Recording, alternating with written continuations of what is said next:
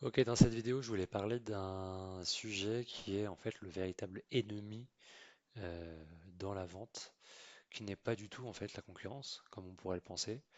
En fait, le vrai concurrent, le vrai ennemi d'un vendeur, c'est le statu quo. Et du coup, je vais l'expliquer. Donc, l'idée en fait est assez simple, c'est que en fait, en moyenne, quand on est face à un contact, imaginons qu'il parle à vous et aussi à des concurrents. En fait, on estime dans 60% des cas, en fait, il va rester en statu quo. Et ça, c'est un véritable problème. C'est pas parce que quelqu'un parle, imaginons, je cherche à changer de voiture, c'est pas parce que je vais chez deux, trois concessionnaires que je vais forcément acheter une nouvelle voiture, en fait. Et c'est ce qui se passe en vérité dans la majorité des cas, en B2C, mais également en B2B. En fait, quand on veut acheter un produit, on peut s'intéresser à un produit ou un service, mais finalement, dans la plupart des cas, on va prendre aucune décision et on va rester avec la situation actuelle qui finalement fonctionne. Pas parfaitement, c'est clair, c'est pour ça qu'on cherchait une autre solution, mais la solution finalement ou les propositions qu'on nous a faites nous ont pas motivés, incités pour différentes raisons à finalement par exemple changer de solution ou faire évoluer notre situation. Et donc, pour éviter ça, c'est ce qui se passe souvent en fait pour des vendeurs. Ils n'ont pas de nouvelles du prospect. Ils pensent qu'il est parti chez le concurrent. En fait, il est juste parti chez personne parce qu'on fait face en fait à, on va dire, des mauvais vendeurs. Et donc, comment faire face à cette problématique qui est en vérité la problématique numéro une. Euh, on va dire que si je devais résumer sur deux problématiques principales, d'abord, on n'est pas assez focus, concentré sur la problématique du client. Ça, c'est la première chose.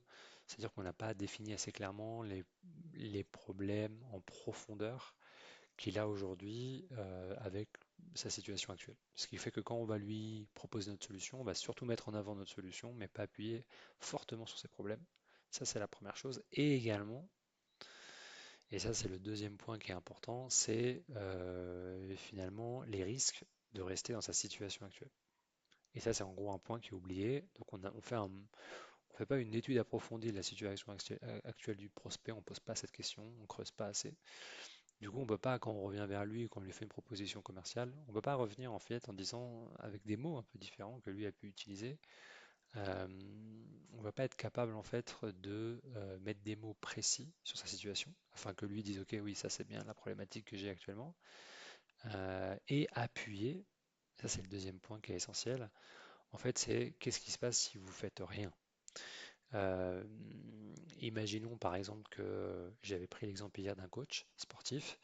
Voilà, quelle est la situation si, pour moi, dans la situation actuelle, je ne me prends pas un coach sportif?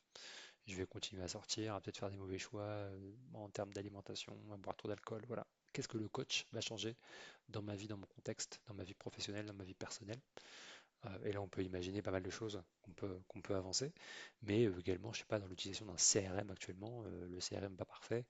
Bah, pourquoi notre CRM à nous va pas répondre aux problématiques de façon très précise? Avec des cas concrets d'entreprises qui étaient dans le même cas, par exemple, voilà, pour motiver la personne. Et surtout, le problème, c'est que si vous restez dans cette situation, voilà ce qui risque de se passer dans 6 mois ou un an. Voilà.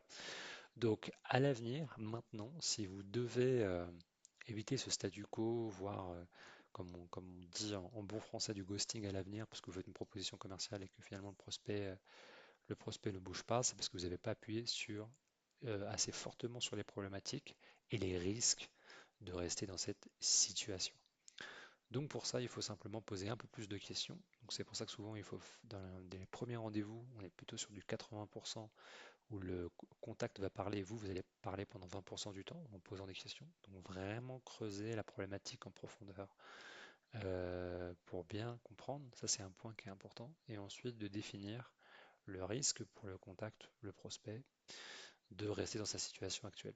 Et donc, quand vous allez faire une proposition commerciale, de ne pas démarrer en fait par qui vous êtes, ça sert à rien. Ça, c'est finalement un troisième point, on va dire bonus. Moi, je démarre par, allez, je vais partager d'abord le contexte, où en fait, je vais reformuler le contexte et les problématiques. Et en fait, ça, en gros, c'est mes trois premières slides. C'est la slide de présentation. Ensuite, c'est contexte, qui parfois prend une ou deux slides selon complexité du contexte. Et ensuite, c'est tout de suite la problématique et je rentre en détail dedans. Si vous voulez que les gens bougent et achètent vos produits ou vos services, il va falloir que vous montrez que vous avez bien compris votre problématique et comment vous allez les résoudre. Si vous ne faites pas ce travail-là, vous allez continuer à être dans cette situation de statu quo et donc passer à côté de beaucoup de ventes. Si tu as trouvé du coup cette vidéo intéressante, tu peux peut-être laisser un petit like, voir si tu as une question, un commentaire, et puis je te dis à très vite.